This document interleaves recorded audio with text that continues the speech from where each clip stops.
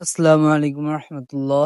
আজকে শুরুতেই আমরা আমাদের গাছ থেকে পেঁপে পেড়ে নিচ্ছিলাম খাওয়ার জন্য।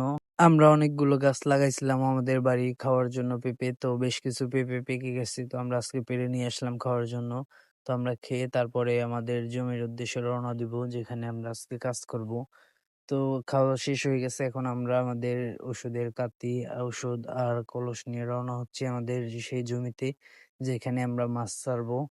তো যে ১ম এ কিছু ঘাস আছে ওইগুলো আমরা কেটে নিব। তারপর আমাদের জমিতে আমরা ঔষধ দিয়ে দিব। অর্থাৎ যে পুকুরটা ওইটার মধ্যে প্রচুর পরিমাণ আগাছা আছে।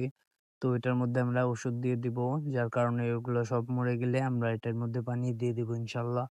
তো আমরা চলে আসছি, সেই আমাদের ঘাস কাটা শুরু করে দিছি। তো এই যে গাছটা দেখতে পাচ্ছেন, এইখানের কিছু ডাল কাটতে হবে। আর এই যে ঘাস আছে আমরা এই ঘাসগুলো কেটে নিব। তো মোটামুটি আমাদের ঘাস কিছুটা কাটা হয়ে গেছে। আমি একটু রেস্ট নেওয়ার জন্য আসছি। আর ওইদিকে কাকা কিছু ঘাস কাটতেছে।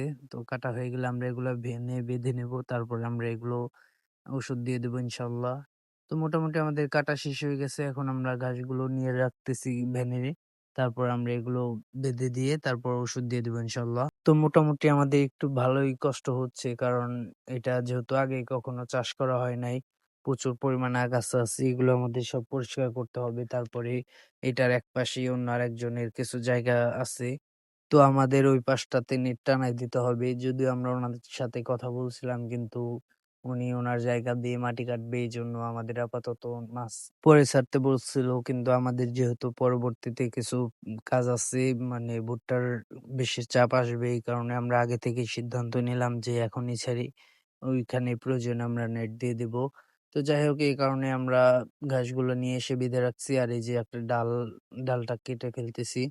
কারণ এটার কারণে আমাদের নেট টানাতে সমস্যা হবে। যার কারণে আমরা এটা কেটে তারপরে সুন্দর করে রাখবো। তারপর আমরা ওষুধ দিয়ে দেবো। যখন এটা সবকিছু মরে যাবে আগাছাগুলো, তারপর আমরা এটাও পরিষ্কার করে নেট টানিয়ে দেবো ইনশাআল্লাহ। তো মোটামুটি আমাদের ডাল কাটা শেষ হয়ে গেছে। এখন আমরা ওষুধ বানায় নিচ্ছিলাম। আমরা ১ লিটার মতো ওষুধ আনছি। এটা দিয়ে আমাদের ৪ কাতির মতো বানাতে বলছি। একেকটা কাতিতে আমাদের ১৬ লিটারের মতো পানি থাকে। তো এটার মধ্যে আমরা ৫ মুখা করে দিয়ে দেবো, অর্থাৎ ২৫০ মিলি করে দিয়ে দেবো। তাহলে আমাদের হয়ে যাবে। তো যাই হোক, আমরা বানায় নিচ্ছিলাম। এরপরে আমরা পুকুরের মধ্যে খুব ভালোভাবে স্প্রে করে নিবো। তো সবাই আমাদের জন্য দোয়া করবেন, যাতে আমরা আমাদের এই উদ্দেশ্যে সফল হতে পারি। আর যারা এই বিষয়ে একটু অভিজ্ঞতা আছে তারা আমাদের বইলেন যে এরপরে আমাদের কি করলে ভালো হবে। আমরা ভাবতেছি যে ওষুধ দেওয়ার পরে যখন এটা মরে যাবে, আমরা আগাছাগুলো পরিষ্কার করে এটার মধ্যে পানি দিয়ে দেবো। চুন দিয়ে দিব যাতে জীবাণুগুলো মারা যায়। তাহলে আশা করি আমরা মাছ ছাড়ার জন্য এটা প্রস্তুত হয়ে যাবে। তো আমাদের মোটামুটি এই উদ্দেশ্য ছিল। তো এর মধ্যে যদি আমাদের কোনো ভুল হয়ে থাকে, আমাদের দয়া করে কমেন্ট করে জানাবেন। আর এটাও জানাবেন যে এই পুকুরের মধ্যে আমরা এখন কি, কি মাছ ছাড়তে পারি, বা ১ম যেহেতু আমরা কি সব মাছ ছাড়লে আমাদের লস খুব কম হবে, বা আমরা এটা করতে পারবো। তো কি ধরনের মাছ ছাড়লে আমাদের জন্য ভালো হবে, দয়া করে একটু কমেন্ট করে জানাবেন। তো যাই হোক, আমাদের মোটামুটি ঔষধ দেওয়ার কাজ চলতেছে। ভালোমতো আমরা পুরোটাই ওষুধ দিয়ে নিচ্ছিলাম। আর এই যে এখান থেকে আমরা পানি নিচ্ছিলাম। আশেপাশে একটা বাড়ি ছিল। তো যেহেতু এটা অনেক পাওয়ারফুল ওষুধ, অর্থাৎ এটার কারণে অনেকের অসুবিধা হইতে পারে। যেহেতু ওই বাড়ির বাচ্চারা আছে। তো এই কারণে আমরা ওই টিউবওয়েল থেকে আর আনলাম না। যেহেতু বাসাবাড়ির টিউবওয়েল, এই কারণে আর আনলাম না। একটা পুকুরে ছিল, পুকুর থেকে নিয়ে আসলাম। তো মোটামুটি আমাদের ওষুধ দেয়া শেষ হয়ে গেছে। এখন আমরা ঘাস নিয়ে বাসায় চলে যাবো।